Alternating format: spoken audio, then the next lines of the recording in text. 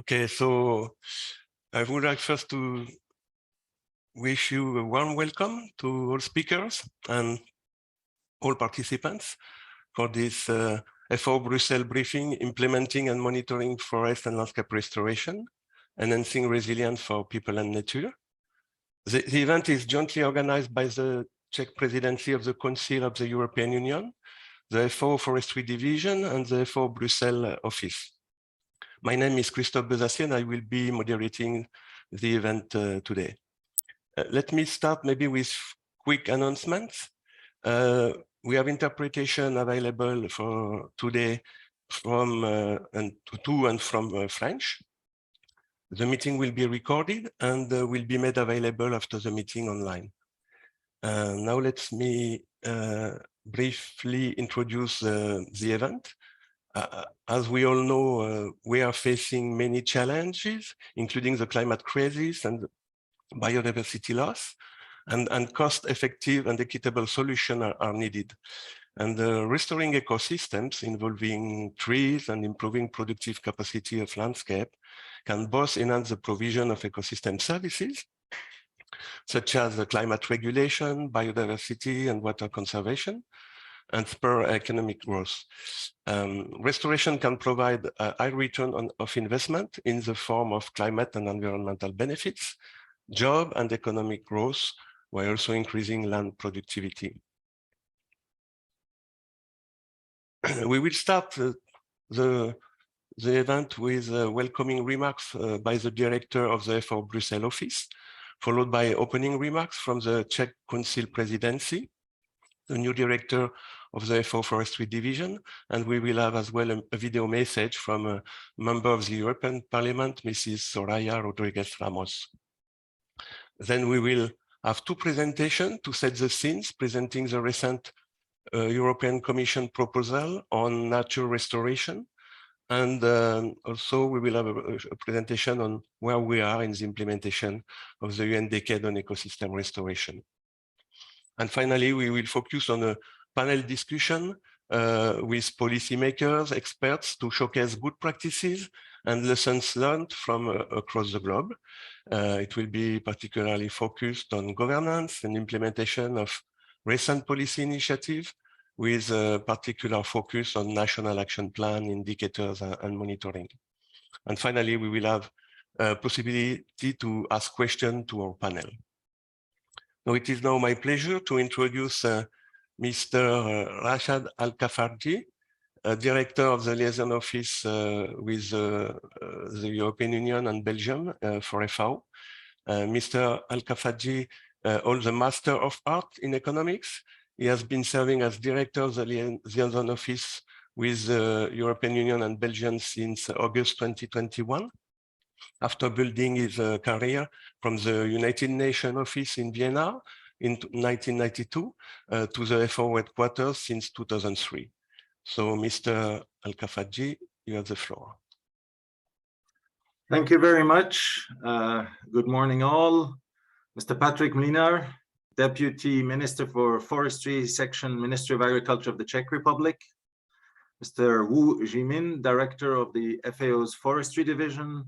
Distinguished speakers, colleagues, ladies and gentlemen. It is indeed a great pleasure for me to open today the FAO Brussels briefing on implementing and monitoring forest and landscape restoration, enhancing resilience for people and nature. This event is jointly organized with the Czech Presidency of the Council of the European Union, with FAO's Brussels office and FAO's Forestry Division. I'm particularly honored to welcome the Deputy Minister from the Czech Republic, who is with us today. It's a real pleasure to co-organize today's event with you, and it goes in a line of many events that we managed to organize within your presidency of the European Council. I would also like to express my gratitude to the Director of FAO's Forestry Division, Mr. Zhimin, who is joining us today. As many of you know, he has just taken office last week, and him taking the time to be with us today is a wonderful sign that we welcome warmly. Colleagues, friends, today's event is a reflection also of the excellent collaboration that FAO has with the countries holding the presidency of the Council of the European Union over the past years. Today's event, for example, builds on FAO Brussels Dialogue, Forests for Livelihoods, Climate and Biodiversity that we organized with France in March of this year. It shows the continued commitment to conserve, restore, protect and sustainably manage our forests, who are the lungs of our planet. The United Nations has declared 2021-2030 the decade on ecosystem restoration, and that with the aim of preventing, halting and reversing ecosystem degradation on every continent and in every ocean. Building political momentum and creating a global movement and scaling up successful restoration actions. On 22 June this year, the European Commission put forward a proposal for a regulation on nature restoration. The proposal sets multiple binding restoration targets and obligations across a wide range of ecosystems.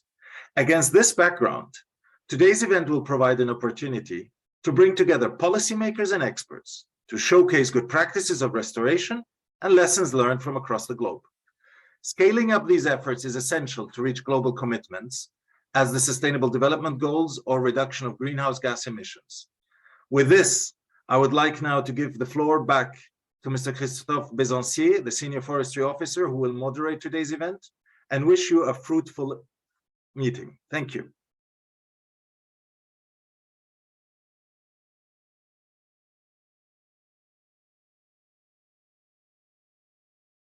Christophe, you're muted. No, it's okay now. So thank you, Mr. Al-Khafaji. It is now my pleasure now to introduce you to our first speakers today, Mr. Patrik Mlynář, Deputy Minister for Forestry Section, Ministry of Agriculture in Czech Republic. Patrik Mlynář is graduated from the Palacký University in Olomouc, Faculty of Law in 2006. In addition to his position at the Ministry of Agriculture, he is a member of the Supervisory Board of the Forest of the Czech Republic State Enterprise. Mr. Patrik Mlynář, you have the floor. Thank you, Christophe. Dear colleagues, dear ladies and gentlemen, on behalf of the Czech Presidency of the Council of the EU, I am honored to open today's event, FAO Brussels Briefing on implementing and monitoring forest and landscape restoration, enhancing resilience for people and nature. Our presidency is drawing to its end, and I am delighted to welcome our Swedish successors. I would like to give warm thanks to our FAO colleagues for organizing this very interesting briefing on the topic which is extremely relevant, both globally and at the EU level, and which fits very well, not only in the program and priorities of the Czech presidency itself, but also to those of presidency trio with France and Sweden. During our presidency, the Czech Republic strives to further enhance sustainability in agriculture, especially in the field of livestock farming, fisheries, food systems, and agriculture and food supply, as well as to enhance biodiversity conservation. It seeks to promote sustainable forest management and supports the implementation of the new EU forest strategy for 2030. The Czech Republic is also committed to protecting nature and biodiversity by restoring degraded ecosystems. One of the important files that have been discussed under the Czech Council presidency is the proposal for a regulation on nature restoration, so-called nature restoration law, that represents the contribution of the EU to the global ecosystem restoration efforts. Deliberations in the Council will continue under upcoming Swedish presidency. But the scope of the briefing is not that narrow. I really appreciate that the briefing is not focused solely on the EU perspective in forest and landscape restoration, but presents a broader context of the United Nations decade on ecosystem restoration. Forest restoration contributes to the achievement of several sustainable development goals and constitutes an essential approach to combat climate change and desertification and hard biodiversity loss. I would like to stress the importance of FAO leadership in forest restoration. In the context on the catastrophic effects of wildfires this summer, forest restoration is particularly crucial to the recovery of burned areas. But not only there, soil conservation, appropriate forest genetic resources, and the sustainable forest management of the restored area in the long term are key aspects to prioritize. Forest and landscape restoration may come in different forms. Today, experience and lessons learned in several states across various regions will be presented. Planning, implementing, and monitoring processes are crucial parts of the initiatives. Let me conclude by wishing us a successful event. I do hope that it will fulfill its goal and will serve an excellent source of information and contribute to exchange of experience among policymakers, experts, and stakeholders working on restoration issues within the EU and globally. Dear colleagues, dear ladies and gentlemen, thank you for your attention, and I wish you a very Merry Christmas time. Thank you. Thank you very much, Deputy Minister, for this excellent introduction. I would like now to give the floor to the Director of the FAO Forestry Division, Mr. Zhimin. Prior to joining FAO, Mr. Wu served as Director General of the Department of Wetland Management of China, National Forestry and Grassland Administration, and Director General of the Ramsar Administrative Authority of China since August 2019. He was also alternate president of the Ramsar 14 Convention on Biological Diversity and chairperson of the Standing Committee of the Ramsar Convention on Wetlands. Between 2013 and 2017, he served as the vice chairperson of the United Nations Forum on Forest, and from 2004 to 2011, he served as Deputy Director General on Board Secretary of the International Network for Bamboo and Rattan, IMBAR, as well as trustee of the IMBAR board. Mr. Wu, you have the floor. Thank you very much, Christopher, and also Raschad. Thank you both for your very kind introduction. Your Excellency, Mr. Patrik Mina, Deputy Minister for Forestry Section, Ministry of Agriculture of the Czech Republic. Dear colleagues, ladies and gentlemen, good morning, very good morning from FAO headquarters in Rome. And as introduced, actually, I took office as Director of the Forestry Division of FAO just last week, and it is my honor and pleasure actually to attend today's FAO and EU dialogue. And as we know that deforestation and land degradation threatens the livelihood, well-being, food, water, energy security, and resilience of millions of people around the world. And forest and landscape restoration represents an innovative and particularly relevant approach addressing climate change threat, protecting biodiversity, and creating incomes to support livelihoods. FAO is working on forest and landscape restoration for many years.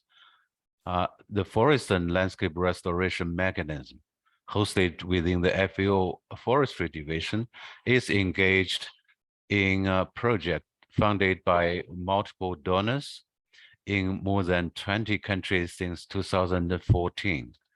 An important project portfolio is implemented in the Sahara region, including through the project Action Against Desertification in support of the Great Wall, funded by the European Commission from 2014 to 2020. In addition to implementation, FAO is supporting restoration monitoring. We provided technical support for countries to assess their progress. Our new framework for ecosystem restoration monitoring will help tackle progress globally, including for Target 2 of the CBD new Global Biodiversity Framework. At the global level, FAO is co-leading together with UNEP, the United Nations Decade for Ecosystem Restoration. This decade provides indeed an important opportunity to better link and promote restoration with the climate agenda. As FAO, we are committed to continuing working with all partners to implement and monitor restoration. Ladies and gentlemen, collaboration, joint efforts are critical at this juncture, very important juncture, and building on our strategic dialogue and our long-standing partnership, I look forward to further deepening the collaboration with the European Union and under the Czech leadership especially, and its member states to work on implementing solutions at scales that are needed to achieve the impact necessary to fulfill the ambitions of the SDGs, climate and biodiversity commitments. So with this, I would like to turn over the floor back to Christopher. Thank you very much. Thank you very much, Mr. Wu. We now have the pleasure to listen a video message from the member of the European Parliament, Soraya Rodrígues Ramos, who unfortunately cannot join us in person today because she is attending the COP on biodiversity in Montreal. Mrs. Soraya Rodrígues Ramos is a Spanish politician and lawyer, currently a member of the European Parliament since 2019. She is also a member of the committees on environment, public health and food safety, foreign affairs, human rights and development. She is one of the European Parliament shadows rapporteurs on the proposed legislative file. Please, can you start the video, Katerina? Good morning. It is a pleasure to be here today, even though virtually, to discuss the importance of nature restoration.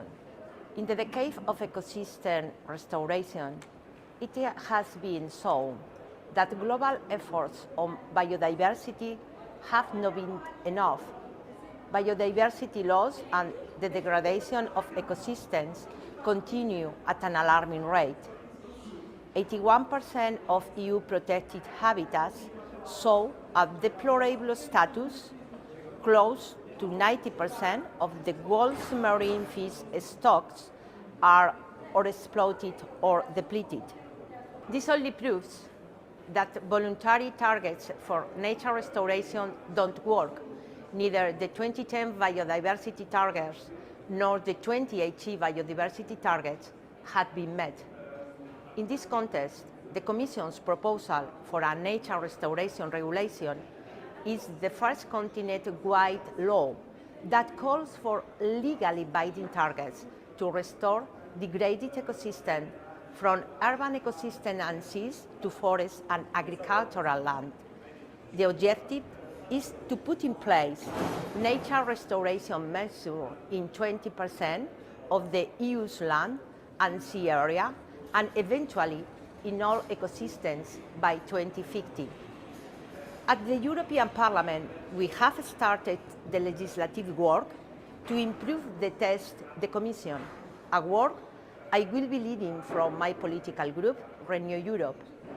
It is our priority to find consensus and achieve ambitious nature restoration targets to deliver on the Green Deal and the EU biodiversity strategy.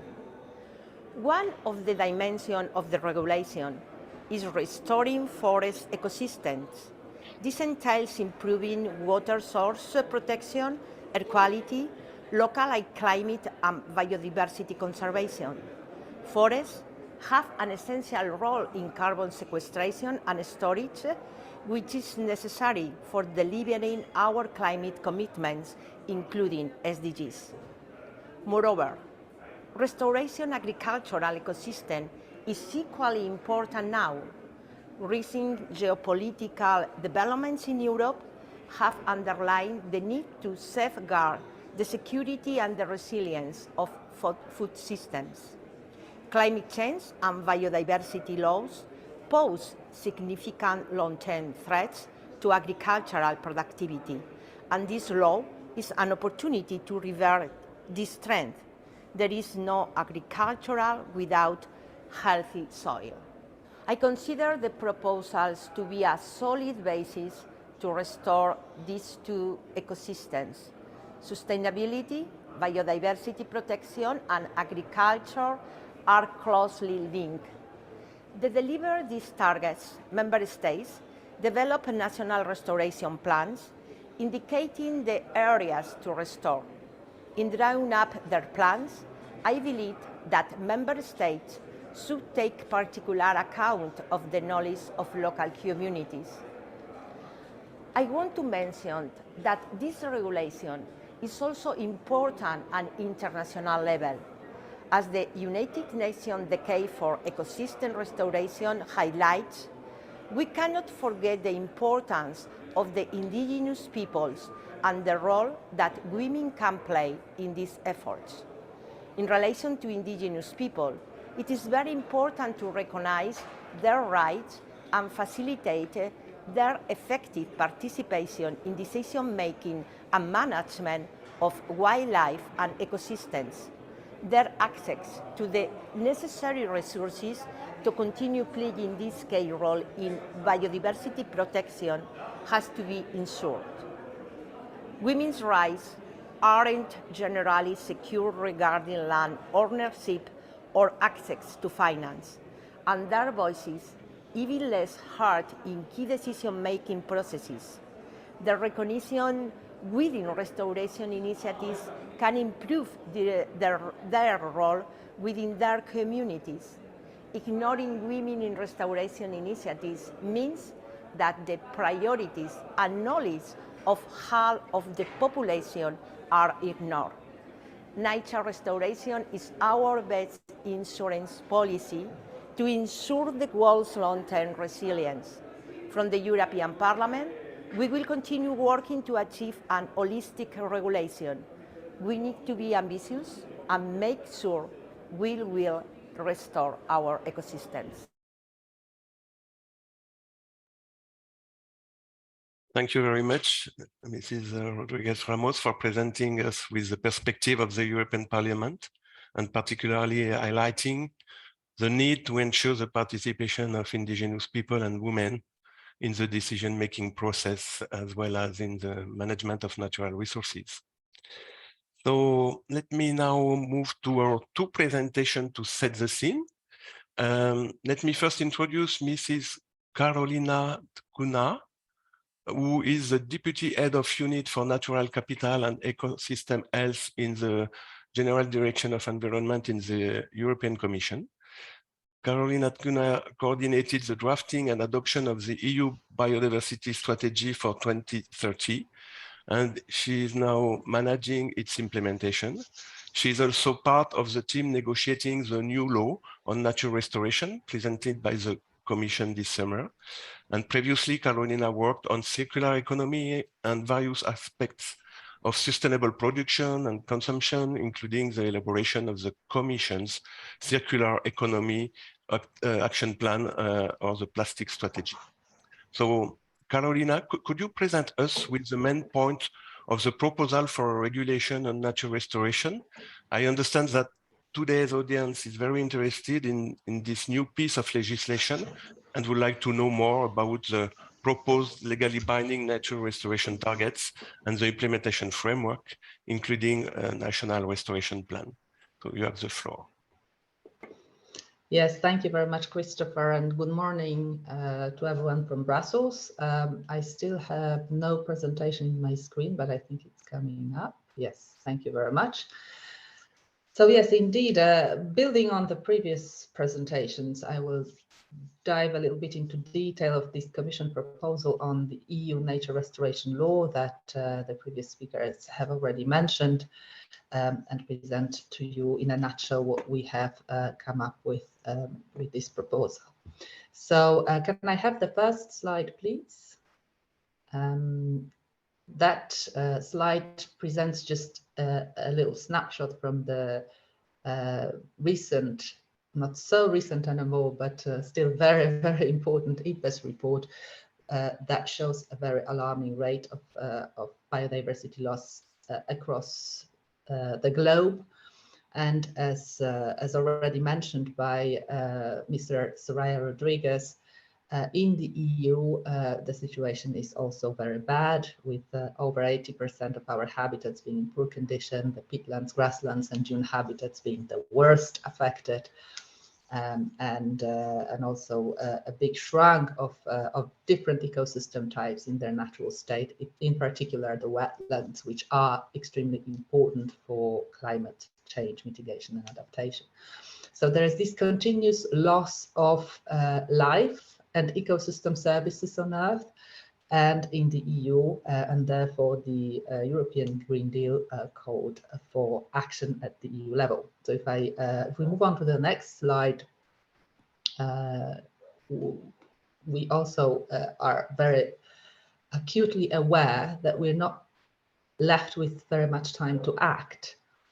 As concluded in the IPCC report this year, the world has only a very brief and rapidly closing window to secure a livable future. That sounds rather scary and alarming, but that's unfortunately the reality we face with the rise of weather, extreme weather events, climate change that is affecting our lives in a more and more visible way. We really need to move rather quickly and decisively on restoring ecosystems. And it's also been confirmed also in the climate change arena that ecosystems, healthy ecosystems, play a fundamental role in helping us to fight climate change. So on the one hand, nature is very much affected by climate change. It's one of the main drivers of biodiversity loss. On the other hand, we will not succeed in fighting climate change without healthy ecosystems and the huge role they play. And of course, importantly, biodiversity loss has risen, unfortunately, in the scale that the World Economic Forum produces every year of the global risks, and now it features as the third most pressing global risk by its severity, right after climate change, climate action failure, and extreme weather events. So in the next slide, we can see that the response of the EU has been the European Green Deal. This is the response of this college, and it proposes a number of actions, including on climate and on biodiversity, that should provide responses to these crises. Next slide, please. And if we can move on now to the content of the slide, in the EU biodiversity strategy that was adopted as one of the deliverables of the Green Deal, we have concluded that protection of ecosystems, protection of nature in Europe is not enough. We have laws on nature protection that I will say a few words about in a minute, but they are not sufficient to stop the degradation of biodiversity and nature loss in Europe. Also, we had used for a number of years already voluntary targets on nature restoration. And as Mrs. Rodrígues mentioned, they have not worked. So we have concluded that we need a more reinforced approach. And the conclusion was to ask the Commission to come forward with a proposal for legally binding targets on nature restoration for member states. Next slide, please. So what we considered behind this proposal was, first of all, to use a legal form of a regulation, which is applicable directly, so it's faster than other forms that the EU uses, such as directives that need to be transposed into national legal orders. This one applies straight away after its adoption. We build on our existing laws on nature, but also on water and marine ecosystems. And we really try to seek synergies between climate and nature. Also, what we want is a really large-scale restoration effort. So basically to look at all ecosystems in Europe. And finally, we wanted to propose targets that are area-based or based on certain indicators. Next slide, please. So what is restoration? You can actually read that in a brochure that we produced. What we look at are both active and passive forms of restoration. So restoration means processes that assist the recovery of ecosystems towards good condition. So it's conserving or enhancing biodiversity and ecosystem resilience, either leaving nature undisturbed so that it recovers by itself, or more proactively assisting nature to recover, such as tree planting or removing barriers in rivers. So there are these two types of restoration that we consider important. And in the next slide, you can see some of what we would like to achieve. These are photos of an ecosystem before and after restoration. So you can see that there's really a different type of vegetation there. And in the next slide, you have an example of agricultural ecosystems without and with so-called landscape features. So just to give a little bit of an illustration to these dry, maybe, words. And moving on, I would like to present very briefly the content of this nature restoration law without going into much detail, obviously. So we have certain more overarching objectives for the whole of the EU without a burden sharing between different member states. As already mentioned, we want to restore 20% of EU land and sea by 2030, and then all ecosystems in need of restoration by 2050. And then we have a number of specific restoration targets for different types of ecosystems. I will present them now. And finally, we have these orange parts of the proposal as presented in this slide. So the implementation framework, such as national restoration plans that each member state will have to prepare, and then, of course, provisions on monitoring and reporting. So moving on to the overarching objectives and targets, I already said what the targets, the overarching targets were. So by 2030, restoration measures will have to cover 20% of EU land and sea, and by 2050, all ecosystems in need of restoration. And then we have different specific targets for different types of ecosystems, such as those covered by Habitats Directive, then for marine habitats, for urban ecosystems, for rivers, and then we have indicators for pollinators, and finally targets based on indicators again on agroecosystems and forests. So very briefly, running very quickly through these targets. In the next slide, you have the first set of targets that we used, and they are really building on our existing nature protection laws. So there we really want to have effort-based and outcome-based results. So we want EU member states to put in place restoration measures related to already protected areas. So to restore those that are not in good condition, but also to restore areas outside protected land and sea, so that we have results also achieved within the protected areas as well. I will not go into the details of this target, but I'm sure that you can then have all of them read in the presentation. And then moving on to the rest of the targets. So we have targets for urban ecosystems, such as increase in total urban green and tree canopy cover, and also no net loss of green spaces in cities. Then moving on to the next ecosystem types, we have targets for rivers, where we want to remove barriers and increase connectivity of rivers, both longitudinal, but also different types of connectivity, so the spillover of rivers to neighboring areas, so that we achieve a political target of 25,000 kilometers of free-flowing rivers in the EU by 2030. The next set of targets is for pollinator populations. This is a target to reverse the decline of pollinator populations by 2030 and then increase the population trends.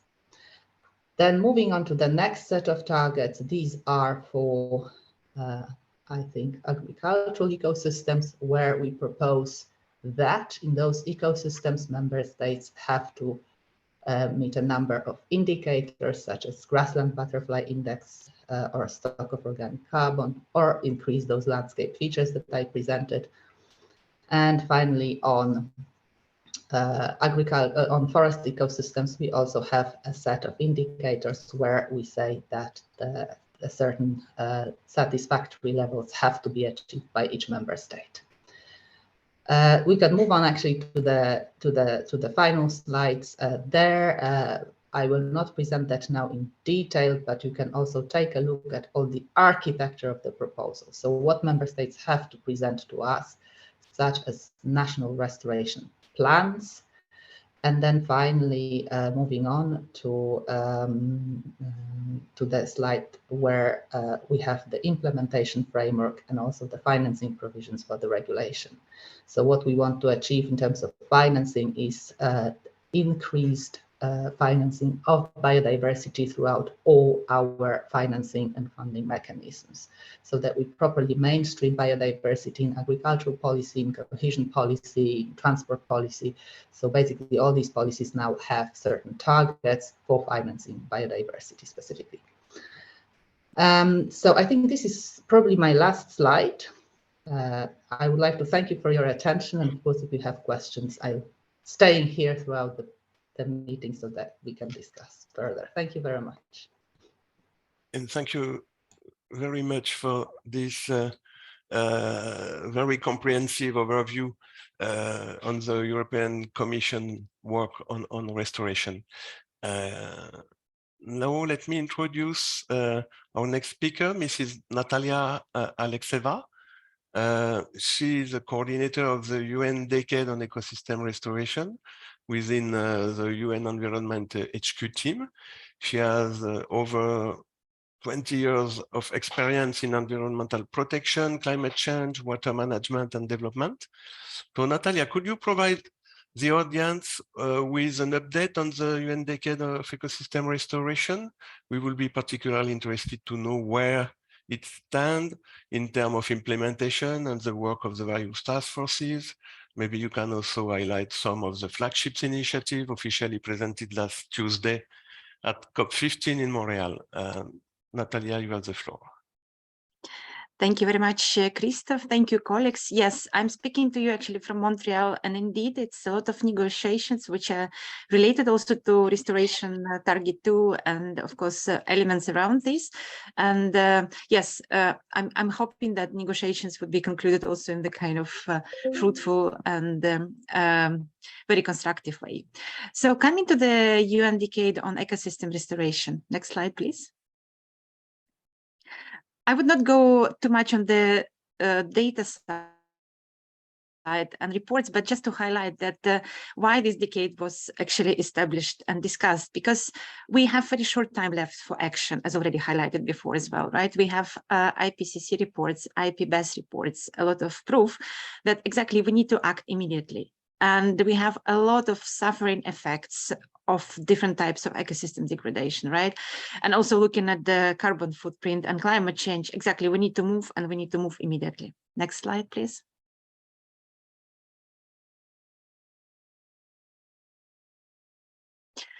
Yes, the UN Decade was proclaimed at the UN General Assembly as a formal resolution. And the aim of the decade is basically to prevent, halt, and reverse the degradation of the ecosystems worldwide. And UNEP and FAO are co-leading agency of the decade. And we are both actually working with the decade in the way to collaborate with the secretaries of the Rio Conventions. That's why, for example, here in Montreal, we've been doing events in the Rio Conventions Pavilion. And then, of course, we work with other relevant multilateral environmental agreements and entities of the United Nations systems. But of course, we work also a lot with different partners and other, let's say, stakeholders and actors in the restoration. Next slide. So the vision of the decade is, of course, the kind of looking at the health and well-being of all life. And then we are looking at the relations between human and nature and looking at the restoration of these relations in a way that area of healthy ecosystems is increasing, and of course ecosystem loss, fragmentation, degradation are being ended and helped.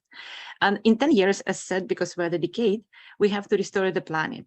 And we're building more political will on restoration through the new power, where we work exactly with a lot of partners and a lot of other players around. And we are focusing on enhancing and supporting existing restoration commitments and implementation of Rio conventions and the sustainable development goals. That's why sometimes I'm asked, like, what are the concrete targets within the decade? We are supporting the targets and commitments which have been already announced and which are already public. And we're really trying to make an action and support these very concrete activities around restoration. So next slide, please. The decade basically is comprised, how to say, from three main blocks. We have on the left side, you can see the global movement, where we work a lot with our partners, with also general population, because here we have a lot of activities related to awareness, education, but also looking more at the ethics, at, of course, economy, at financing mechanism. And for example, by building now a digital hub, which would allow also different partners to virtually join and contribute and support the action. In the middle, of course, we have this political will, because without this, we would not be able to move and really kind of deliver on the action. And here I would like to see leaders and champions. That's why I'm happy to be at this webinar. And I'm looking forward also to this restoration law on all the activities which are going on around the European level, because it's a very good example and it should be inspiring also for other countries and regions. And here, yes, of course, we're looking also at the legislation and policy. And I think cross-sectoral dialogues are important because, of course, yes, we're leading the decade as UNEP and FAO, but it's a lot of other sectors and a lot of other activities around which should be also into restoration and which should also be speaking to the healthy ecosystems. The last but not least, of course, on the right side, it's a technical capacity because, yes, we have to be clear what is restoration, we have to measure, we have to be also sure on the data side that things are really going right. So that's why we have here the activities in terms of monitoring, evaluation, research, linking also, of course, up with indigenous knowledge and looking also a bit wider in terms of tenure and FP, meaning that we have a lot of elements which should be brought into the capacity discourse. So next slide. Next, please. Yeah, thank you.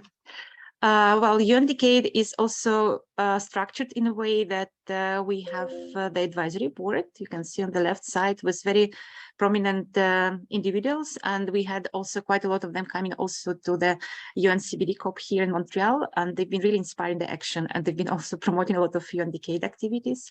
Then in the middle, of course, our major asset, I have to say, is our partners, and now we got more than 200 organizations on board. And the numbers are growing, and it's really inspiring, as I said, because for us, exactly, we work a lot with partners. It's not just about UN, who is, let's say, coordinating the decade, but it's about the action on the ground.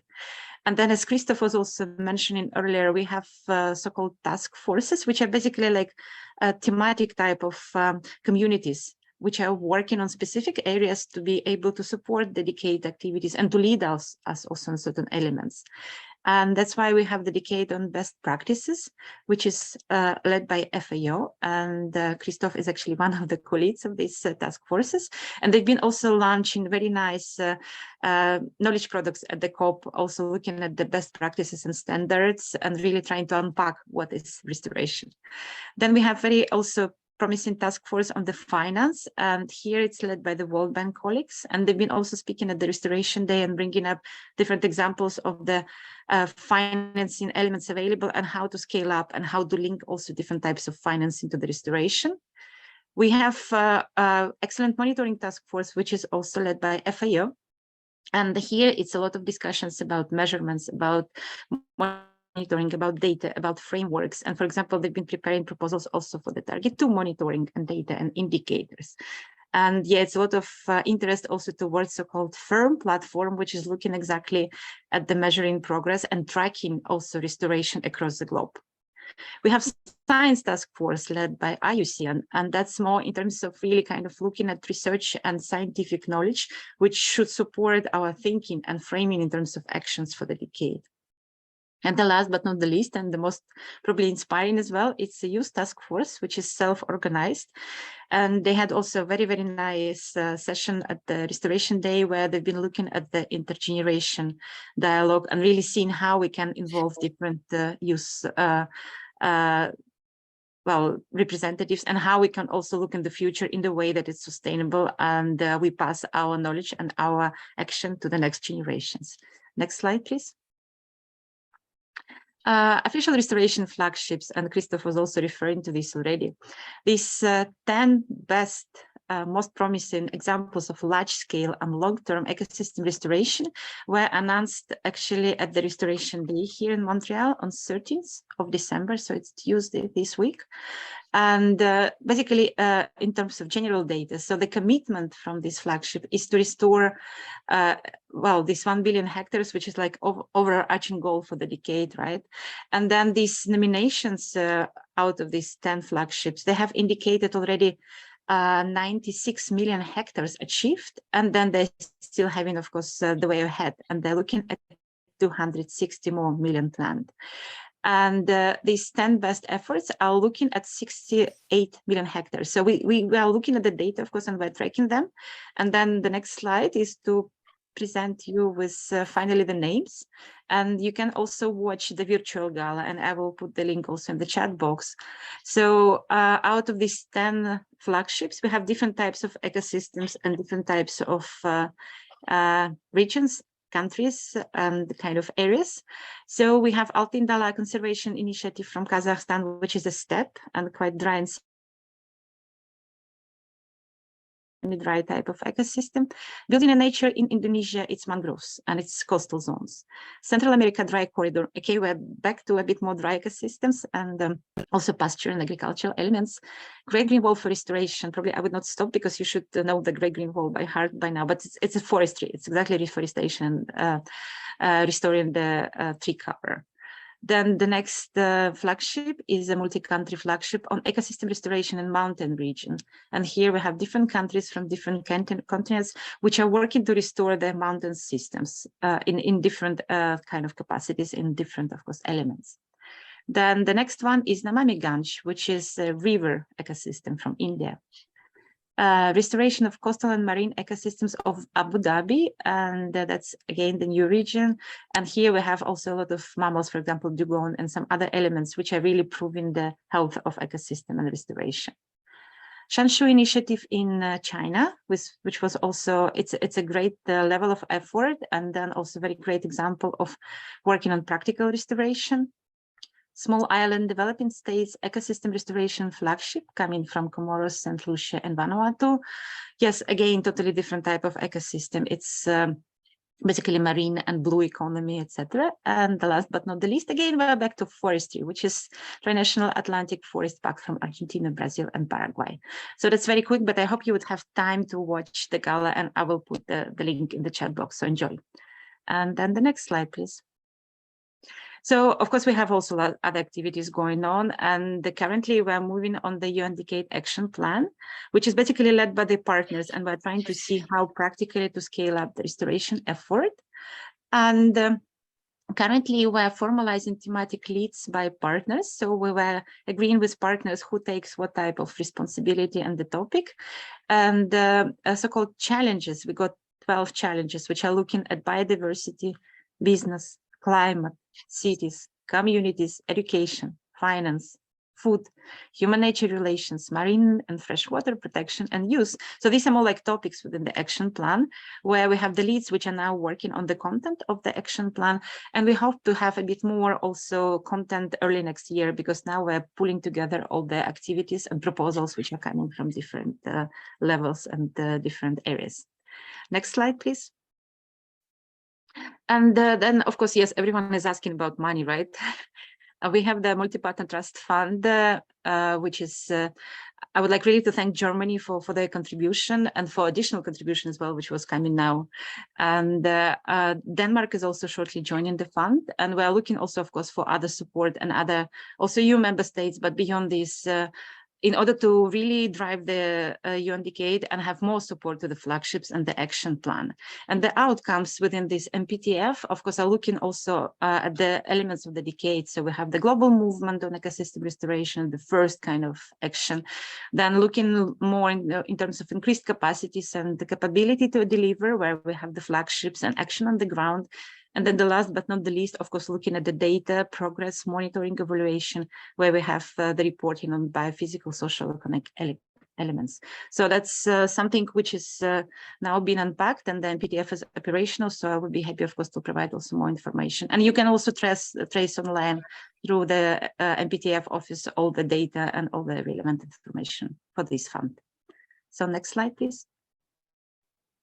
So what's coming next? We are looking at the empowering the new generation. So the call for youth and young champions of the Earth action plan. As said, we're moving on these different challenges, and then of course the partner network is growing, and we're looking for additional partners and additional ecosystems to be covered. Working more on the expanding the multi-partner trust fund to have more funds, but also in terms of the activities. The restoration flagships, yes, we will have the next call because everyone is asking, so that's to be in the next year. Launch of the digital hub, and then as also shortly touched, we have the framework for ecosystem restoration monitoring, so-called FIRM, which is unpacking now. So I think the next slide is to conclude. Thank you. Thanks a lot. I will put the links in the chat and happy to respond also to the question. Yeah, thank you very much, Natalia, for this very comprehensive and complete overview of where we are with the implementation of the decade. So now we move to the panel and presentation of country cases. So we are honored to welcome our speakers that represent a wide range of stakeholders who will share their experiences and perspectives. We have representatives from Sweden, Spain, Turkey, and Niger today with us. So let me start with the speaker from Sweden. Mr. André Patrik works as Senior Digitalization Specialist in the Swedish Forest Agency. And the question for you, in your work, you are focused on the management of field inventories and monitoring. Currently, your work is focused on improving geodata supply in Sweden. Could you highlight how digital tools in the forest sector can support the implementation and monitoring of restoration efforts? You have the floor, André. Yes, thanks a lot. I will shortly show my pictures here, but my main take is that digitalization allows us to manage the forest with a holistic and a detailed view. At the same time, achieve economic and environmental and social development with controls of risks. And we can do this on a strategic, tactic, and operational level. My name is Patrik André, and I am Senior Digitalization Specialist with Swedish Forest Agency. And I will give you a brief background on how we work with digitalization and illustrate with 3 cases. And the big picture is, of course, that we are moving from a paper-based forest sector to a digitized forest sector. And we are entering the age of the digital twin. And this opens up a lot of new opportunities in the forest sector and in the society as a whole, actually. Next slide, please.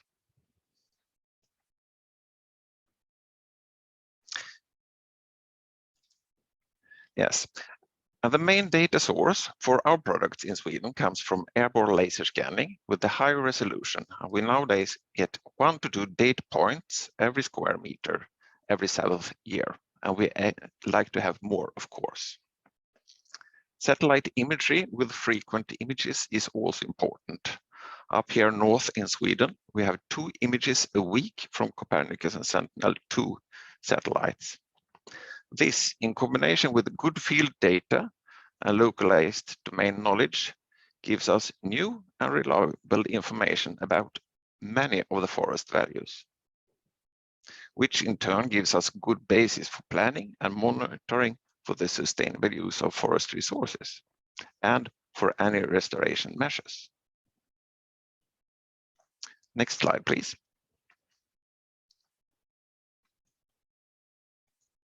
So The major restoration of Sweden's forests actually began in the end of 19th century, around 1880, when the conditions of the forests in many areas was deplorable after intensive exploitation of timber and intensive agriculture driven by poverty. The restoration was very successful, and the forest is now growing more than ever, which in turn is one driver behind the increasing living standard in Sweden through the 20th century. Next slide, please. From that base level, we now monitor changes occurring in forest and their development. On operational level, we monitor all final fellings to identify them when they are clear-cut. And we also follow up on the generation activities to find any failed reforestation. This is done using laser and satellite data at the stand level. We also try to identify signs of damage from insects, storms, fungi, fires, etc. On a statistical level, we monitor forest via the Swedish National Forest Inventory. That was the first case. Next slide, please. So, newer case number 2, that we have now started to re-wet peatlands, as many drained peatlands emit greenhouse gases. And this case is a very good example of restoration, where data, especially later data in our case, gives us increasingly better support for planning and implementation.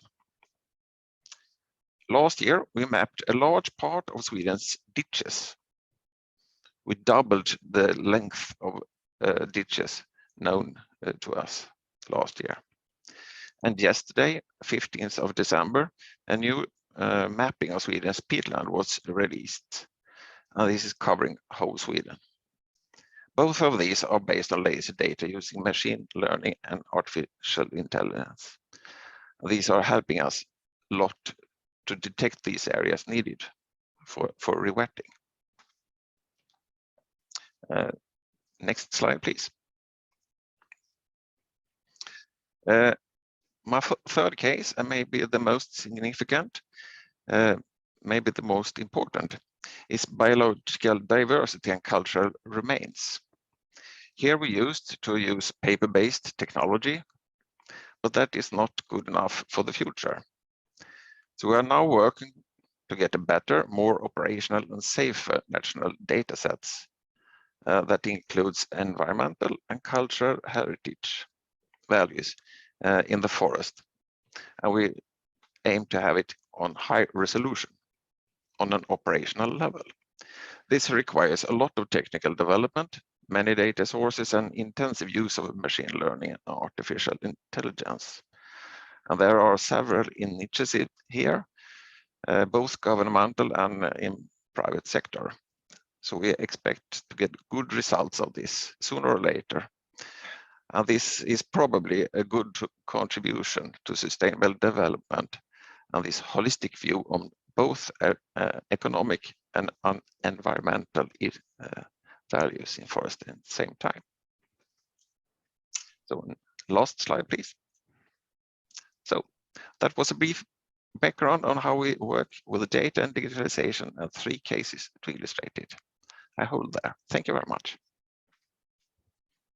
Thank you very much, Patrik, for this interesting presentation on digitalization and how to use this in monitoring. So now we have 2 speakers from Spain, a joint presentation from Miguel Morán and María Medina. Both are technicians on forest restoration area in the Ministry of Ecological Transition and Demographic Challenge in Spain.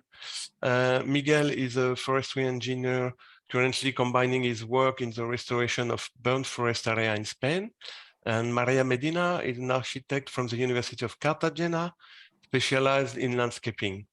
So the question I have for you, Miguel and María, is erosion and desertification are increasingly challenging forests, particularly their hydrological function. Could you tell us how Spain is addressing this issue in its restoration efforts? And secondly, we know that ecosystems are very different across the country. How do you integrate this in centralized effort? And maybe you can provide the audience with a case study of a specific ecosystem. The floor is yours. Okay, thanks. First of all, we would like to share our screen.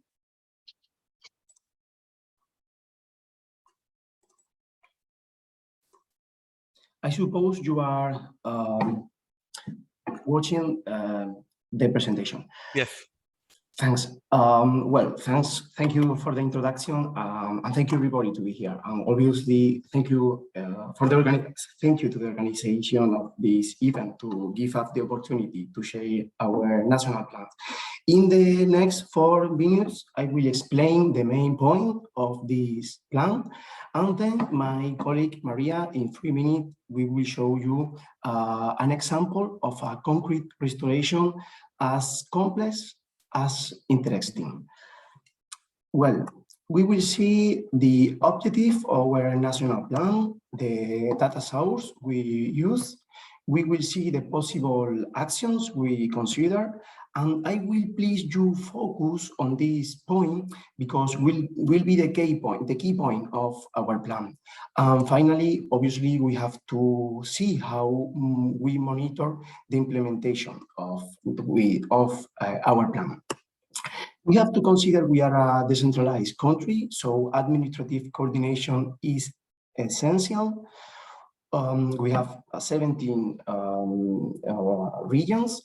We have to identify different actions because we have in the North Atlantic climate, and the rest of Spain is Mediterranean climate. And then also in our Canary Islands, we have tropical weather.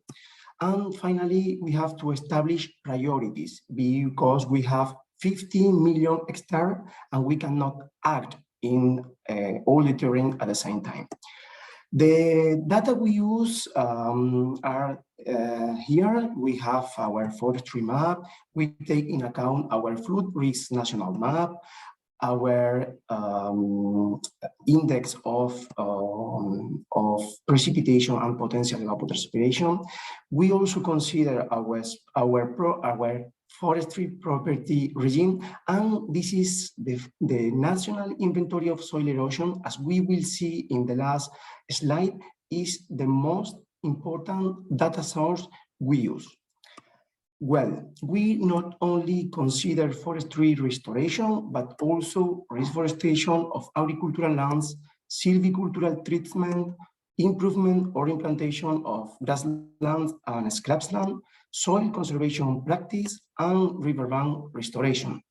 And in the main point of our plan, we can reflect because the main critics that normally global strategies or national plans receive is that they are so general that don't show the detail.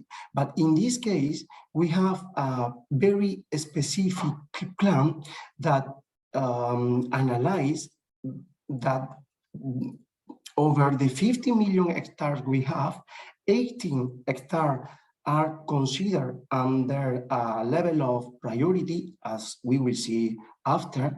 And our first priority, identify 3.5 million hectares to start working. When this 5 level of priority show us when we have to act. And what? Because depending on the ecosystem, we can make dies, we can act with shoreline stabilization, for example. And finally, how much? At the end, we get this number. We know how many euros we have to invest in each hectare, depending on the action. And finally, to monitor the implementation of our national plan, we have our national inventory of soil erosion, what was expected to be updated in a national scale every 10 years, but at the end is always more efficient to update it in a regional scale and combining different years. And now I left you with my colleague.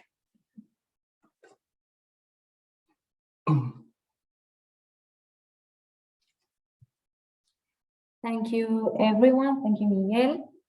So I wanted to bring today a very brief and summarized introduction of a specific case of study, very representative of the ministry's efforts in ecosystem restoration, and also the most ambitious, as far as we know, the most ambitious project of ecosystem restoration in the European Union right now.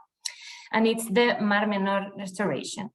Mar Menor is a coastal saltwater lagoon located on southeast Spain with unique and protected ecosystems. It has a very big catchment area in which we can find many economical activities, being irrigated agriculture the most predominant one. A high level of pollutants from human activities is transferred through ephemeral water courses in the basin to the lagoon, causing severe problems of eutrophication and therefore episodes of mass deaths of sea species and ecosystem loss. To address this issue, there is a variety of public institutions involved with a complicated system of jurisdiction, and it wasn't until last year that the ministry could fully act through a declaration of public interest. The result of this declaration is the development of the Priority Actions Framework, a program of coordinated actions for the following years. This framework includes many actions. I will focus on the ones related to implementing and monitoring restoration. So ecosystem restoration is based on a network of coordinated and interlinked projects implemented on different sites. Funding for the projects comes from Next Generation. Projects basically consist of a green belt, which are connected buffer areas to reduce pollutants reaching the lagoon, and mine site and hydrological and forest restoration areas, again, to prevent waste reaching the sea. Different nature-based solutions are implemented in both areas, including semi-natural wetlands and rewilding areas, and different restoration techniques for mine sites and hydrological and forest restoration. And finally, the success of all these interlinked projects will be monitored mainly by the Spanish Institute of Oceanography, who will develop the network analysis and protocol systems. Thank you for your attention, and that is all for now. Thank you very much, Miguel and Maria, for this presentation of the situation in Spain. We will stay in the Mediterranean region now, and let me introduce you to Mr. Ümit Turhan, who is the chair of the Committee on Mediterranean Forestry Question, Silva Mediterranea. He is also the focal point of United Nations Framework Convention on Climate Change for the State Forest Service of Turkey, and the team leader of the Land Use Change and Forestry Working Group. Ümit, the floor is yours. Thank you, Christophe. Distinguished colleagues, ladies and gentlemen, it's a great pleasure for me to speak here on behalf of Silva Mediterranean Committee as the chair. We will very short take a look at about the Mediterranean forest landscape restoration regional perspective and Turkey case. Next, please.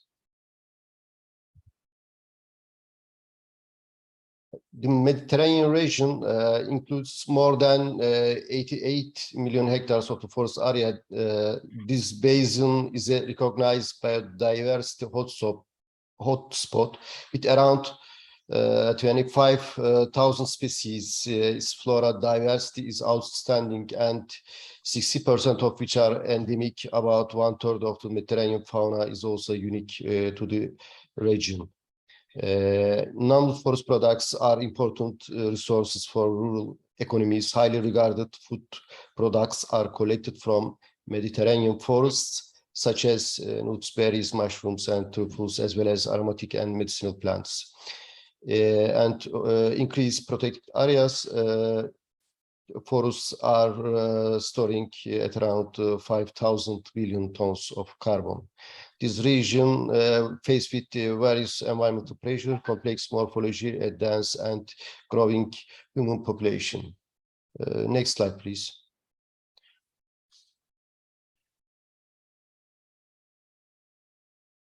As in the frame of the forest landscape restoration, what are the causes of the forest degradation in this region? This vast portion of land is degraded at an alarming speed due to climate change effects and population increase. The second warmest region globally as a climate hotspot, with the region warming 20% faster than the global average. Over 4,000 hectares of forests are burned each year annually. Impact will exert additional pressure on already strained ecosystem and on vulnerable economies and societies. Forest disturbances, wildfire, pests, and diseases like water scarcity is also another crucial one, and a long known and widespread change in many Mediterranean countries likely to increase in the next decades as a consequence of anticipated climate change. Next slide, please. In the Mediterranean, forest and landscape restoration is recognized as an effective option to achieve commitments under the Rio Convention, the Agenda 2030, as well as the UNEP process. During the 5th Mediterranean Forest Week in 2070, Agadir, Mediterranean countries committed to restore at least 8 million hectares of degraded forest ecosystem by 2030. An important target for achieving also land degradation neutrality. This region has approximately 80 million hectares of land with restoration potential. Under this dynamic, under this initiative, International Climate Initiative IKI project has been performed. The title of the Paris Agreement in Action, Upscaling Forest and Landscape Restoration, to achieve national determined contribution, started in 2018, currently ongoing with a Mediterranean regional component in Morocco and Lebanon. Next slide, please.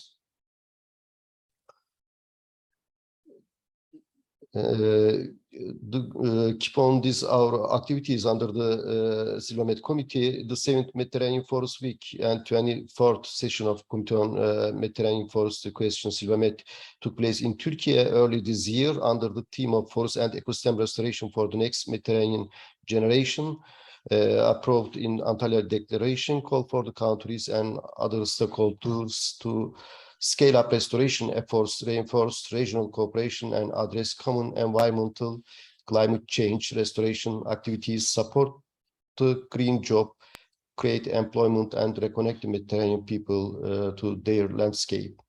Silva Mediterranea also submitted a proposal for the Mediterranean region to the call of World Restoration Flagship launched in January this year under the UN Decade on Ecosystem Restoration.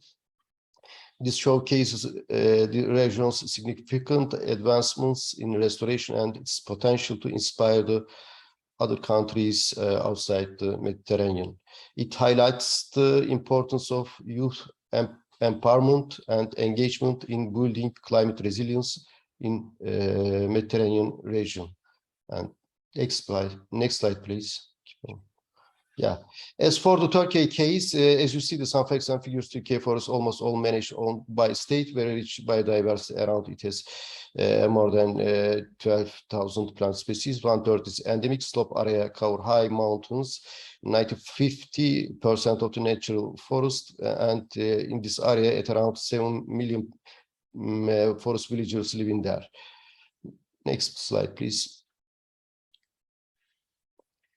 Turkey is one of the countries that feels the negative effects of climate change seriously, like other Mediterranean countries. Deforestation, degradation of ecosystems, forest fire, and excessive floods are the main challenges that we are facing. We have been taking concrete action to address these global problems.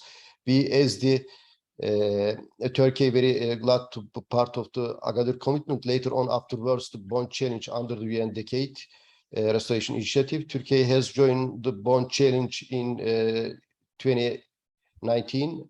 The Minister Agriculture and Forestry declared Turkey pledged 2.3 million hectares to the bond challenge, and of the last year, 2.1 million hectares have been completed so far. The remaining 200,000 hectares will be completed by 2030, as you see.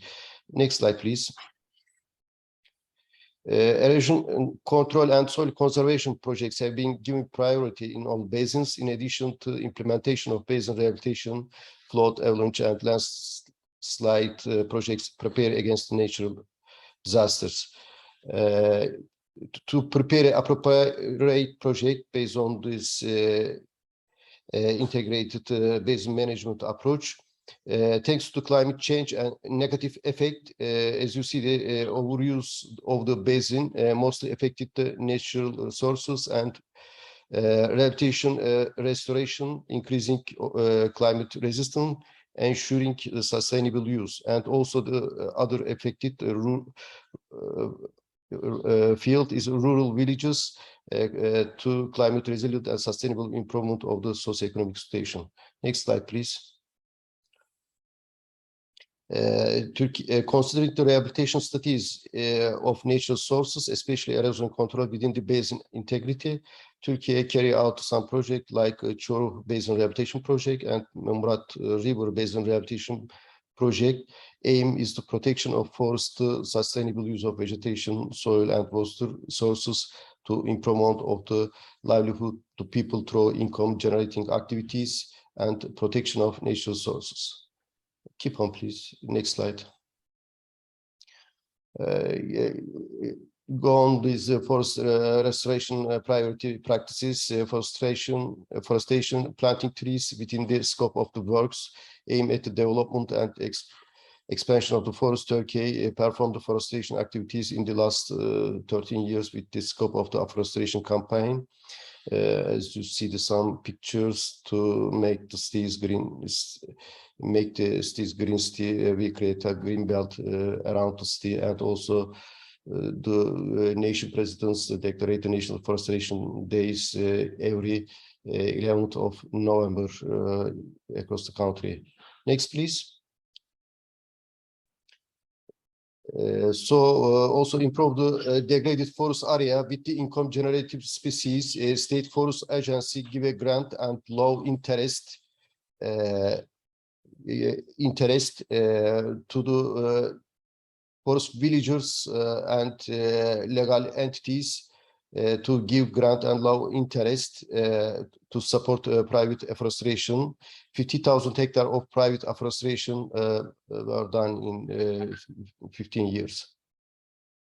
Next slide, please. As you see the story of a seed to circle. Next one, please.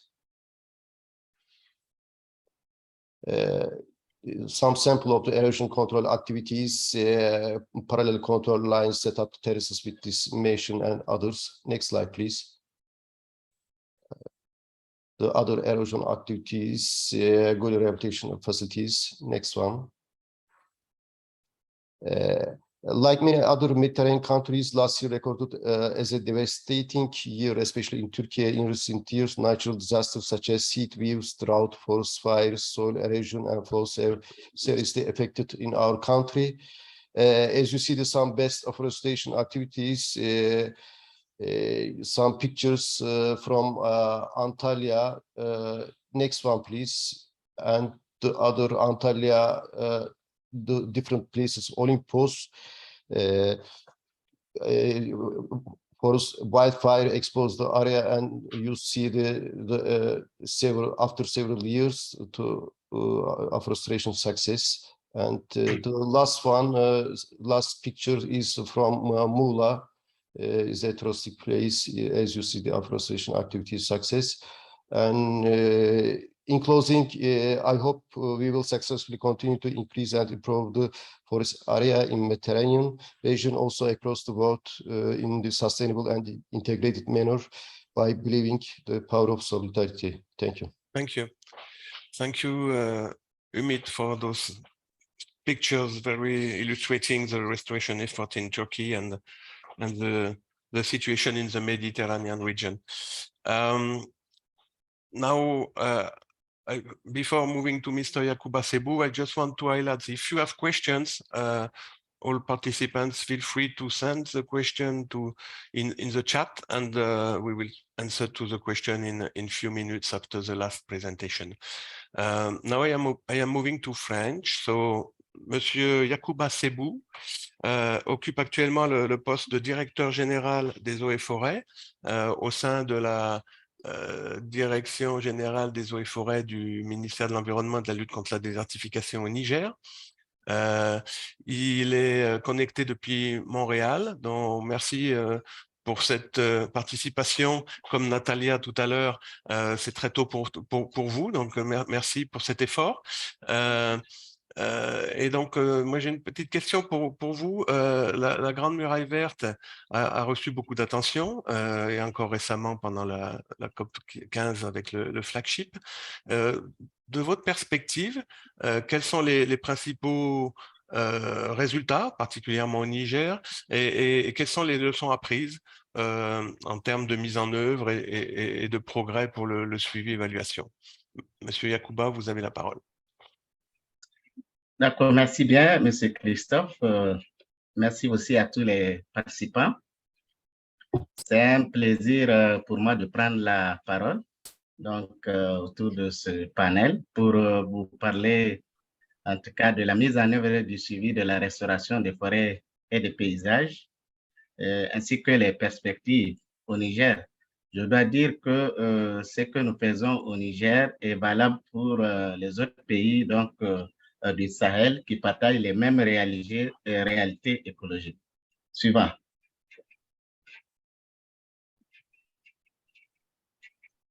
Alors, je vais partager notre expérience en 6 points, très rapidement. D'abord, poser le problème en termes de problématique de la dégradation des terres. Ensuite, les défis que nous avons au Niger, ce que nous avons comme cible en termes de restauration des forêts et des paysages. Je vais ensuite parler des efforts de mise en œuvre de la restauration des forêts et des paysages. Quelles sont les approches que nous privilégions et terminer par des suggestions d'activités prioritaires au Niger. Suivant. Alors, les 3 tableaux que vous voyez à l'écran sont issus d'études du Centre régional Agrimet, qui est une institution technique et scientifique de la zone du Comité inter-État de lutte contre la sécheresse au Sahel. Sur le premier tableau, vous allez voir l'évolution des superficies sylvo-pastorales.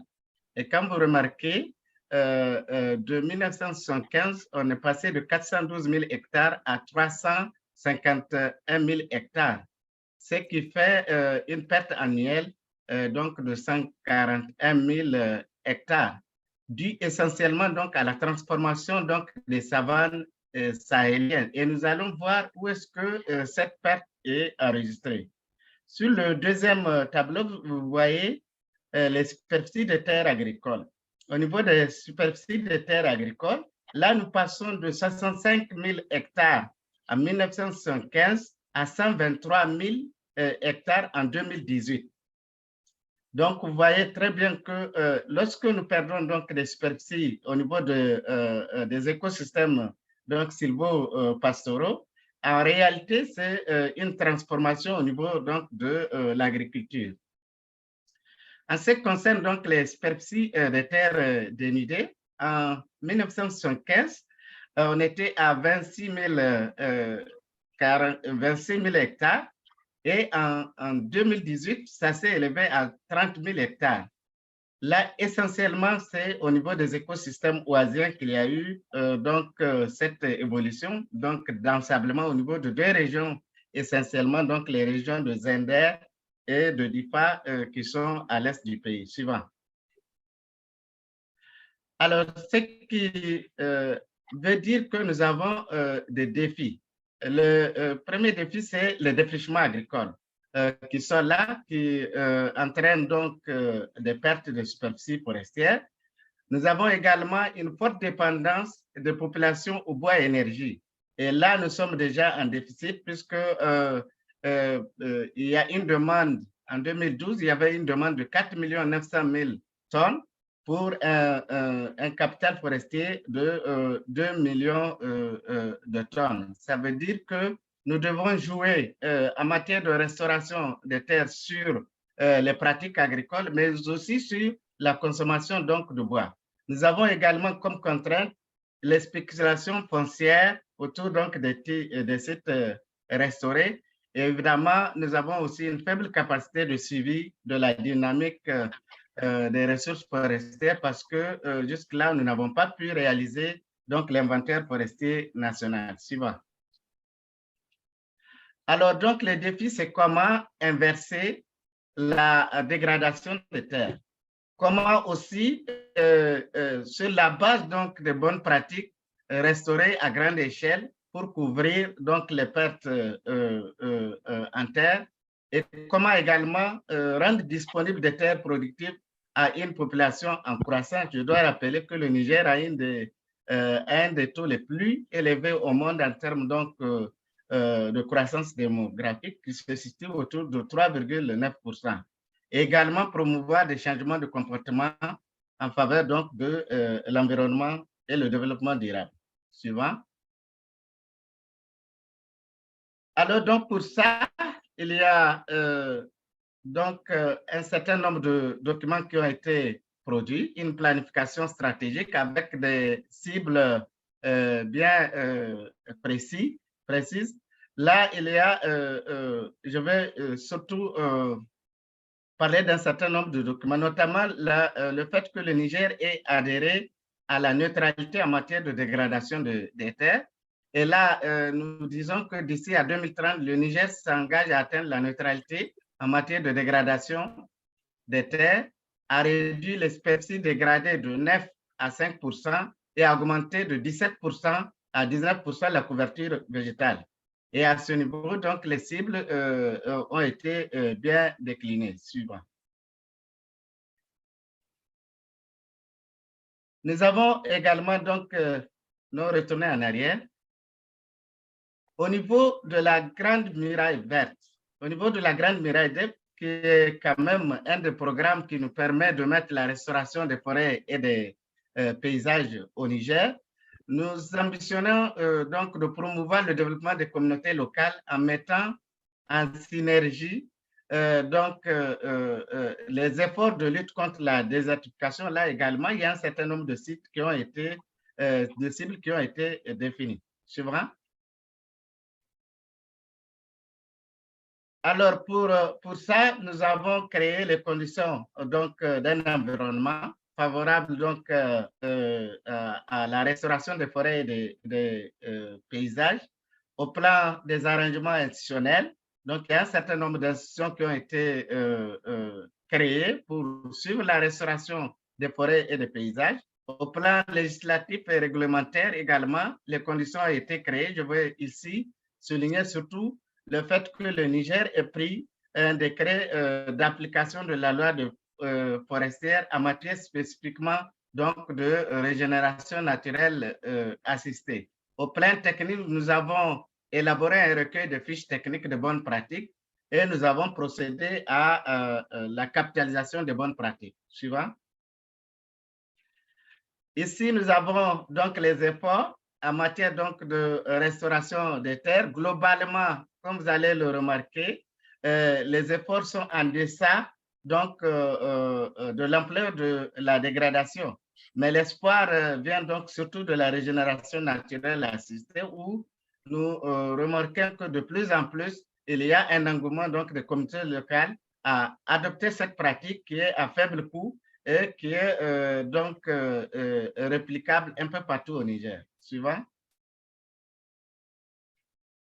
Alors, ici, c'est la situation d'un certain nombre de projets que nous avons implémentés pour voir la faisabilité. Je veux parler ici du projet Action contre la désertification, par exemple, que nous avons implémenté avec l'appui de la FAO, et d'un projet de restauration des forêts et des paysages également au Niger. Ce projet concerne aussi bien le Niger que le Burkina. Et c'est à travers ce projet que nous avons expérimenté donc les modèles de mise en œuvre donc, de la restauration des forêts et des paysages. Suivant.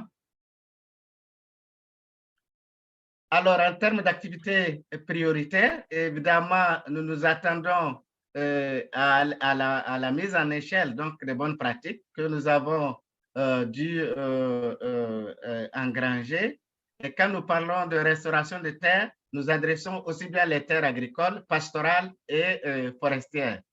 Nous estimons également qu'il faut suivre la restauration des forêts et des paysages, ainsi que la mise en place d'un système de mesures rapportées de vérification.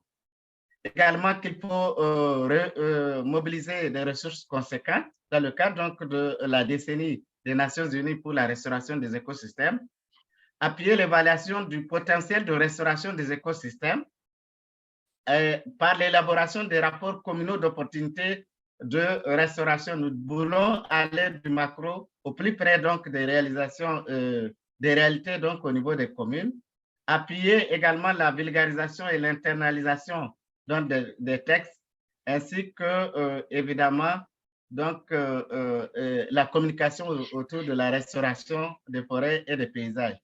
J'en finis avec quelques diapos donc de bonnes pratiques. Suivant alors. Donc ici, c'est quelques mesures donc de restauration des forêts et des paysages. Vous voyez bien les parcs agroforestiers, ainsi que les interventions au niveau des terres agricoles, ainsi que au niveau des terres donc pastorales. Suivant. Voilà, c'est les questions de fixation des dunes. Et je dois dire que le Niger regorge d'une diversité biologique assez riche qu'il va falloir donc conserver. Je crois que j'en ai fini. Je vous remercie. Merci beaucoup, Yacouba, pour la présentation. On est un petit peu en retard, donc je vais passer rapidement la parole à Marc Parfondry. On va lancer la vidéo immédiatement sur la Grande Muraille Verte. Et puis, Marc, si tu peux être assez rapide dans ta intervention pour qu'on puisse passer aux questions avec les participants. Can we launch the video?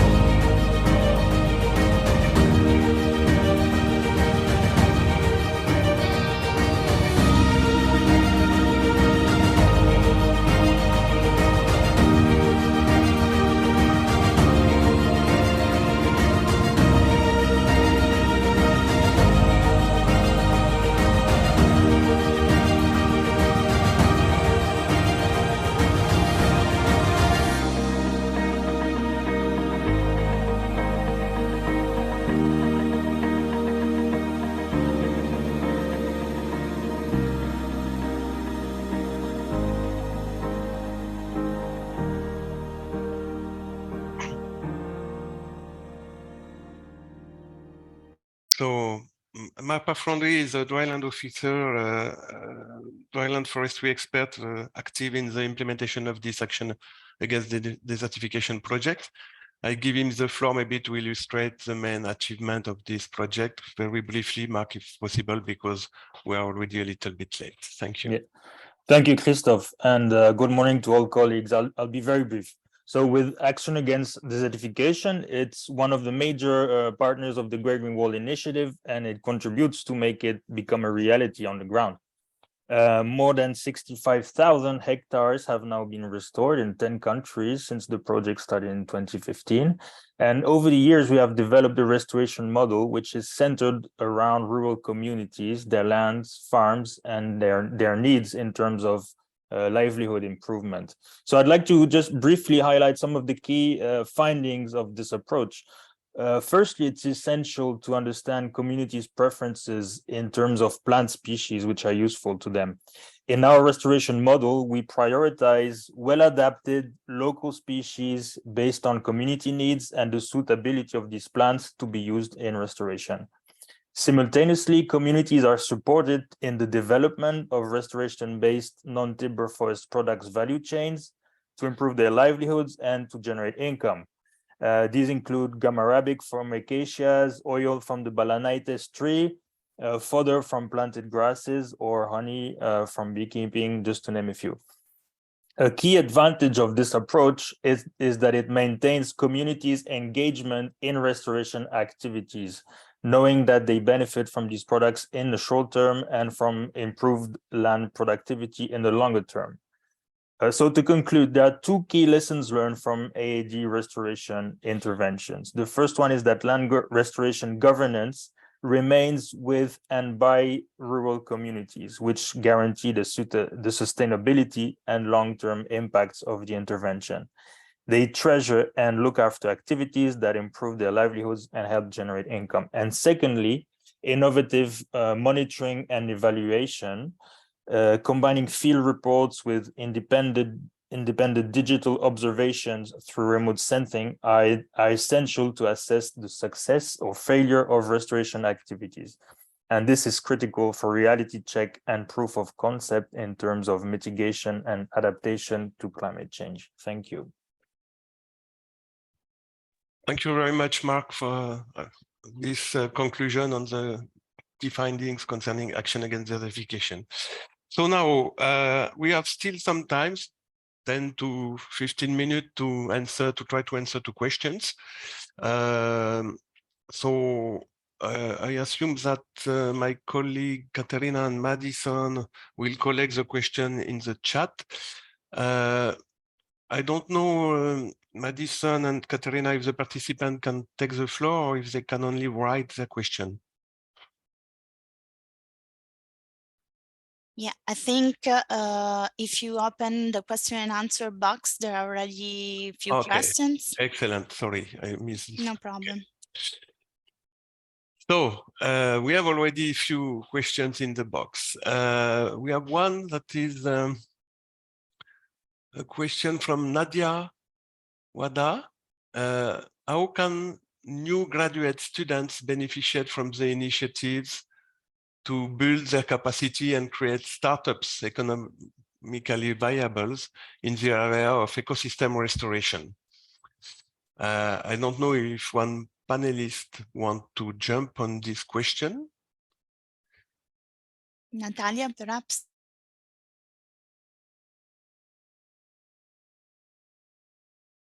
Yes, Ümit. Thank you, Christophe. It's essential part of this youth participation of this, not only the forest restoration process, but only the other process. For instance, in our region, Mediterranean region, young Mediterranean skilled and motivated will be one of the main actors across the region to offset carbon emissions. implementing ecosystem restoration, forest protection. I do care about their engagement. Young people are pushing their elders to do what is right. Within the Silva Med committee, as you know, the last Silva Mediterranean Forest Week established a youth task force and try to as much as possible to participate young generation in our meetings, and to their contribution is essential for us. Thank you. And also the other questions mostly underscore the beehive farm and large-scale pesticides using is essential one, and maybe under the forest landscape restoration, a little bit detailed information will be given. Thank you. Thank you, Ümit. Is there another panelist who want to bring something on this question on the creation of startups and how to develop entrepreneurship in the young generation? No? No one? Maybe I can mention that in the context of the flagship of the UN Decade on Ecosystem Restoration, we are trying to support entrepreneurs to develop their businesses around restoration. In all the flagships presented by Natalia, Alexeeva today, we have a component on this topic, and with a focus on youth and women to give the opportunity to restoration entrepreneurs to access finance and to build their capacity. Do we have other question in the chat? There is an interesting one. Pastoralism, in particular nomadic grazing, is often ignored. What does FLR say about grazing? So we are talking about the conflict between different land uses and livestock, agriculture, and forestry. How to address this multiple use? I don't know if one panelist want to talk about this. I think it's well considered in the diversity of action in the regulation law in the European Union. So maybe Karolina, you want to say something on these multiple uses?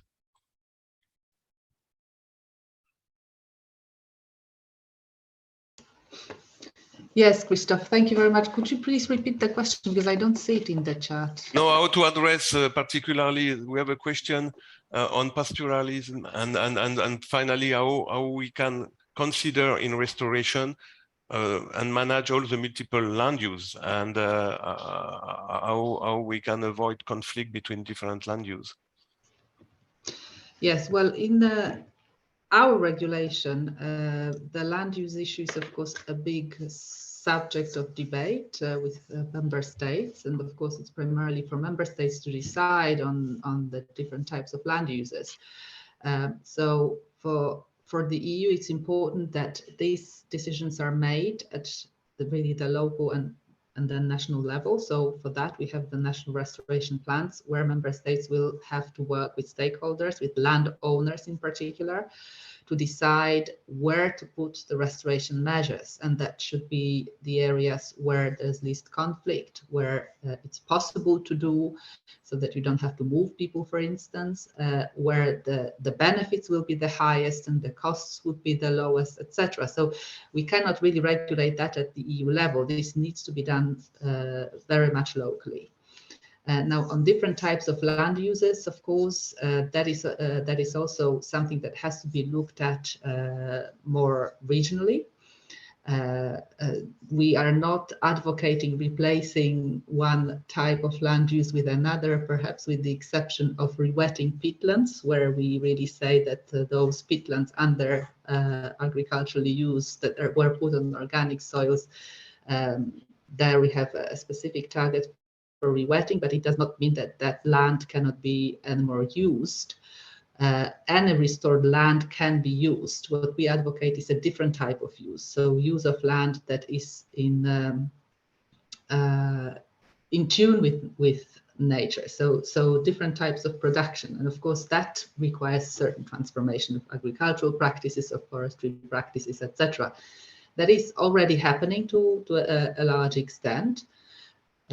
But needs more needs to be done, and for that, of course, we will have to seek together with member states how to compensate land users, how to assist them financially and in different other ways to make this step to a different type of land use. But indeed, this is something that is a sensitive topic and that requires a very careful approach so that we don't discourage current land users from their practice. They really manage the land the best they can, and I think they just sometimes need a little bit of a cooperation with environmental, agricultural, forestry ministries to encourage certain practices that take care of nature a bit more. Thank you for this answer. I see that Mr. Yacouba Seybou also want to say something on this issue of multiple land use and how to consider particularly pastoralism. So Yacouba. Merci bien. Je voudrais dire que le Niger est un pays d'élevage et à ce titre, donc, la question du pastoralisme nous importe beaucoup. C'est pour ça qu'en matière de restauration des forêts et des paysages, lorsque vous voulez intervenir, il faut toujours se poser la question quelle terre on veut restaurer. C'est-à-dire qu'il faut d'abord définir la vocation donc de la terre, si c'est une terre agricole, une terre pastorale ou une terre forestière. Donc, il faut absolument s'assurer de la vocation initiale donc du paysage qu'on veut restaurer. Une fois restauré, donc le paysage garde sa vocation initiale, c'est-à-dire que si on restaure une terre agricole, c'est pour permettre aux producteurs de produire donc des céréales. Si c'est une terre pastorale, évidemment, c'est pour produire de la biomasse. C'est pour ça que effectivement, nous avons des terres de parcours sur lesquelles nous intervenons. Et lorsque nous constatons que ces terres sont colonisées par des espèces envahissantes non en appétées, nous faisons l'ensemencement donc des herbacées. Nous faisons également donc des plantations pour pouvoir fournir donc de la biomasse au bétail. Donc au Niger, cet aspect d'intégration de l'élevage, de l'agriculture et de la foresterie n'est pas ignoré. C'est même les textes législatifs qui ont bien encadré la question. Merci. Merci Yacouba. Maintenant, I would like to give the floor to the representative of CP, Mr. Jory Rigman, to give also his perspective from the private sector on this issue, on the issue of regulation on natural restoration. Thank you very much. Thank you to FAO and to the Czech Presidency for inviting CEPI to do this. I was already actually looking forward to moving to the questions and answers, but I can try to do it very quickly. Now, CEPI supports the European Union's goal to enhance the health and resilience of ecosystems, and the European pulp and paper industries do that because we source close to 90% of the wood we use from the EU, and obviously share the fundamentally important objective and vital interest to keep the European forest healthy and growing. Maintaining and enhancing biodiversity is a key component of forest ecosystem stability and productivity. But we should acknowledge the role of sustainable forest management in maintaining or enhancing biodiversity. The Forest Europe 2020 report shows that over the years, sustainable forest management in both protected and non-protected areas has led to improving or stable trends for many biodiversity indicators such as deadwood volumes, tree species diversity, and forest bird species, alongside an increase in the forest area and in growing stock. However, a relevant share of specific vulnerable forest types listed in the Habitat Directive is not in a favorable conservation status, and action is needed to restore those areas. We have 8 key recommendations, but in the interest of time, I won't repeat them here, but I have listed the whole position in the link in the chat. So if you're interested to see the SEPI position and detailed comments to the Commission proposal, you can read it in the link that I have posted. Thank you very much. Thank you very much for this position from the forestry sector vision. We have still 1 or 2 questions in the chat. I don't know if we have time. Tell me, Katerina and Veronica. Yes, we have other 7 minutes. Alors, we have a question from Peter Zutwell. How many relevant policies be amended where necessary to encourage community-based initiative and the engagement of the private sector? Interesting question, but who is ready to jump in this? The question is on how to encourage community-based initiative, I assume, and how to engage better the private sector in restoration initiatives.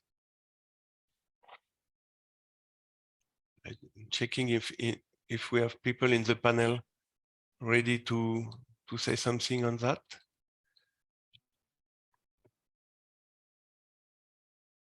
I don't see.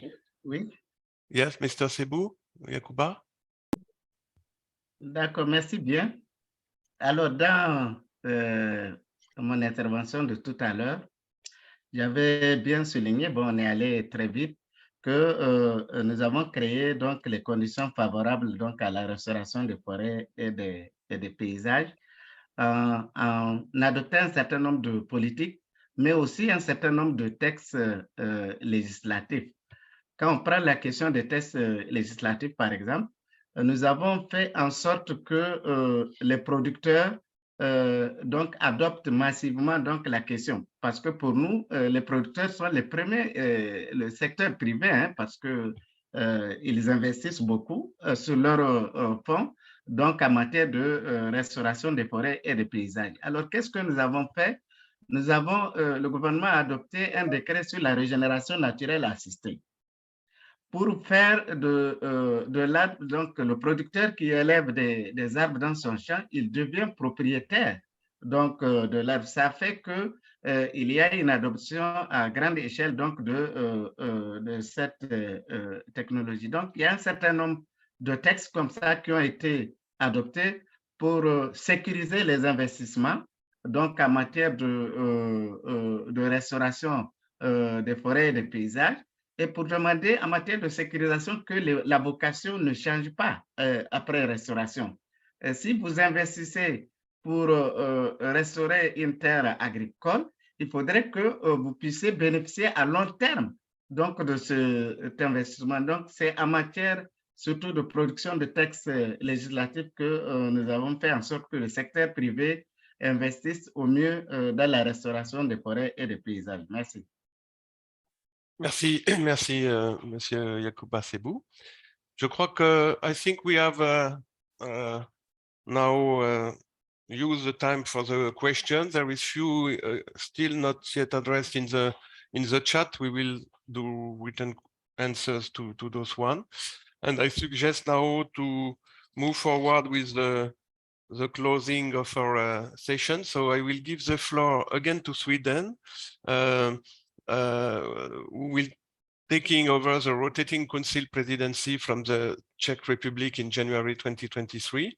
So I give the floor to Mr. Jerker Stettin, who is working at as the agricultural counselor, the Swedish permanent representation to the European Union. So Jerker, you have the floor. Thank you very much. I hope you can hear me well. I changed. Just give me a sign that you can hear. Yeah.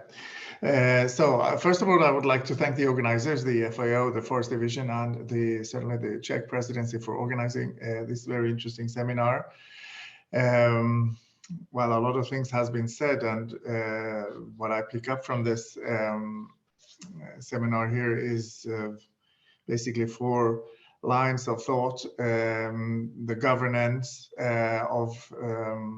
to create legal frameworks and other initiatives to improve the implementing and monitoring of restoration of forests and also landscape, where we also need to take, of course, into consideration to have a holistic, but also perhaps a more rights-based approach, where marginalized groups are very important, who often live on the edge, so to speak. Very interesting to hear about the food security approach. Very interesting and very necessary, the desertification projects. There seem to be, well, there are a lot of linkages also in terms of, or coordination, I should say. Here, I'm now working for the Swedish government in the context of the European Union, where we have the Green Deal. We heard Karolina talk about that, the nature restoration law, and many other actions taken from the union side. We have the biodiversity conference recently, the COP15, and certainly the FAO decade on deforestation. So when it comes to implementing, it's always interesting to hear concrete and exact projects. So thank you very much to, well, my colleague in Sweden, Patrik, but also certainly from Spain and also Niger and Turkey. But I was invited to be sort of the next presidency of the European Council, and it is still the Czechs, a few more days, but we had a new government recently, and they have now come up with their general priorities for the Swedish presidency next semester, on being sort of on the emblematic words of security, unity, and resilience, competitiveness, prosperity, and more interestingly here, perhaps the green and energy transition. Sweden is very committed to protecting nature and biodiversity by restoring degraded ecosystem, and has been so for a long time, as we heard. But during our presidency, we will sort of taking forward the agenda of the implementation of the EU biodiversity strategy, and try to upscale the restoration efforts for damaged ecosystems at sea as well as at land. I should also mention that we specifically, or in my turf, we are also interested of the EU forest strategy, and there are also some actions to be taken during the coming semester. We will keep up the sustainability and multifunctionality of the European forests, because we think they are essential. It was mentioned here, the sustainable agenda and the 3 dimensions of social, economic, and environmental aspects are very important also in this context. So, and we also heard Yuri talk about the sustainable forest management, which is certainly an interesting topic. But as Karolina also mentioned, from the European Union, or the European Commission, there are also, it's very important to keep the track right on the division on the various competences within the Union. But I briefly mentioned that Another thing will be important during our presidency is to follow up the conference on the biodiversity now held. So we look ahead to taking the work forward. There are many negotiations going on, as I mentioned. One of them hopefully being concluded as we speak is the new legislation on deforestation and the forest degradation associated to products placed on the EU market. And how to, well, we have to finish it up. As I understand it, the latest I heard, there are still some technical issues to conclude. Well, I know you're all dying to get to lunch, so am I. So I think I'll stop there, but we will try to be the smooth operator for during our presidency, certainly from the foreigners, also when it comes to future initiatives coming up. Thank you. Thank you very much. Thank you very much for this excellent concluding remarks. And now we have the vision of what is in front of us for the upcoming months in the context of the Swedish presidency of the European Union. And globally, we have seen this week, today with this event, what is happening. The restoration community of practice is really active at multiple scales, global, regional, national. So a lot of interesting ideas from the event. We need to take home some key messages that were proposed during the day. So I suggest that we close now this session, and the recording will be available online soon, and we will try to answer to the few questions that were not addressed in the chat. Thank you, everyone. Thank you particularly to all our panelists, speakers, and the interpreters that did a very good job for the Francophone participants. Thank you very much. Have a good lunch, and I wish you a Merry Christmas.